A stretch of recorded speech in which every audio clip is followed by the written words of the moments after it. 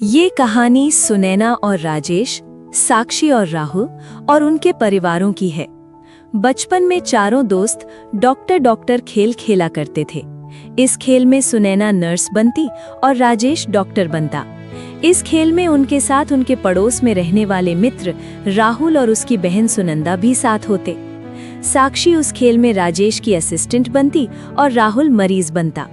अपने पिता डॉक्टर सुरेश के स्टेथोस्कोप लगाकर अपने पिता का अनुसरण करते हुए राजेश जब कहता लंबा सांस लो, तो राहुल लंबा सांस लेता।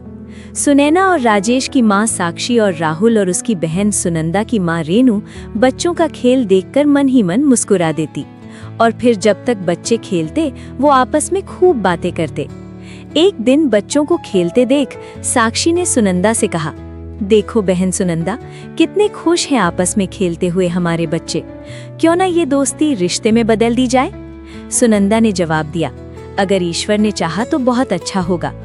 उनको इस प्रकार खेलते देखकर जब भी साक्षी लाड प्यार से पूछती, मेरा राजा बेटा और बेटी बड़े होकर क्या बनेंगे, तो राजेश कहता, माँ मैं डॉक्टर बनूंगा और पिताजी की तरह गरीबों की सेवा करूंगा। और सुनैना कहती, और मैं नर्स। राहुल कहता, मैं पुलिस इंस्पेक्टर बनूंगा। तो सुनंदा कहती, मैं तो शादी राजेश से करके उसकी असिस्टेंट बनूंगी।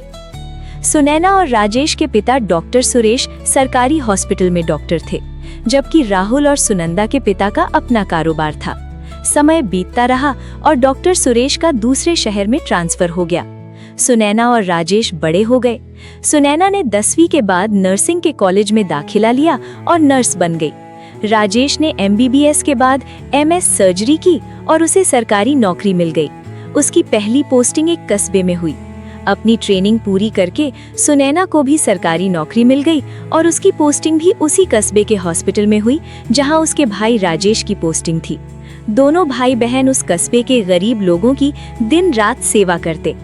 उधर उनके बचपन का दोस्त राहुल को पुलिस में इंस्पेक्टर की नौकरी मिल गई। एक रोज राहुल की कुछ गैंगस्टर्स के साथ मुठभेड़ हुई, जिसमें राहुल को गोली लगी।